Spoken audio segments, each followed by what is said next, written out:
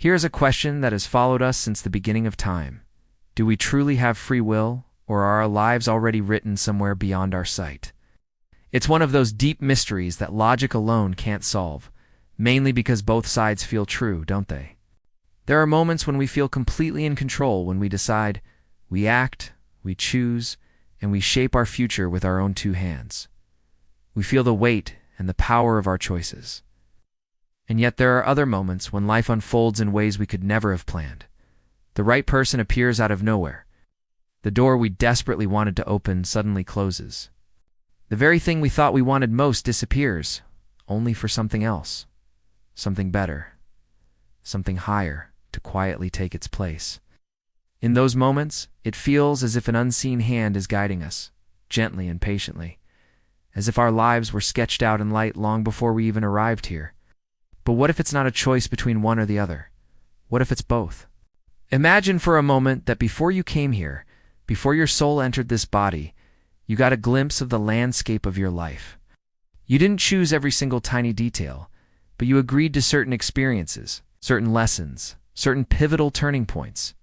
You chose the kind of love that would break your heart open, the loss that would awaken your spirit, the dream that would test your patience, and the silence that would ultimately shape your faith. You said yes to the experiences your soul needed to evolve. That's destiny.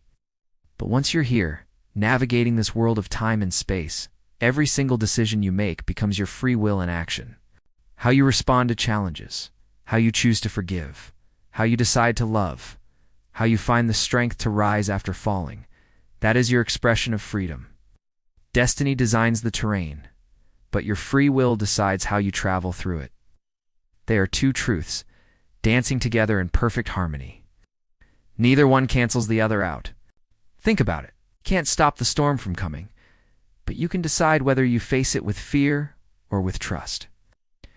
You can't stop time from changing the faces of those you love, but you can choose to remain kind and compassionate even when life feels incredibly unfair. That choice right there is your power. That is your freedom. And maybe, just maybe, it's in that space of choice that we meet the divine. Perhaps the grand design isn't about creating puppets or prisoners. Maybe it's about inviting participant souls. They can say yes or no. They can learn, stumble, return, and grow stronger. Every choice we make sends ripples across the fabric of our destiny, like threads weaving a magnificent tapestry that we won't fully see until we're home again. I know sometimes you'll feel lost. Sometimes you'll question why certain things had to happen the way they did. But when you look back on your life, don't you notice a pattern?